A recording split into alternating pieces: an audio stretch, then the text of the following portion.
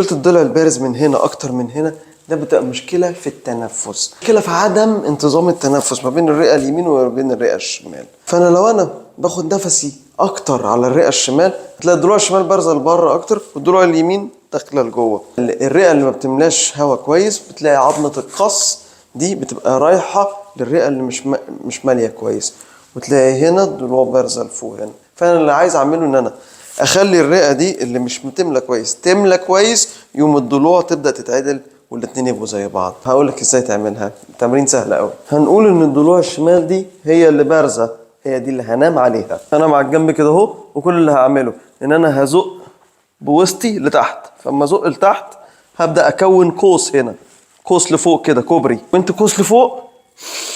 اخد نفس وافتح الضلوع دي، عشان الضلوع دي اللي كانت لتحت افتحها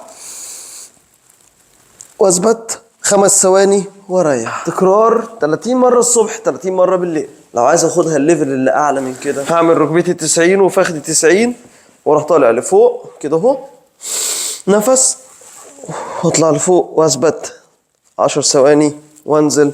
تكرار 30 مره الصبح 30 مره بالليل. كده تبقى الضلوع اللي مايله لتحت دي اتملت وبقت زي اللي طالعه دي. هذا والله اعلم.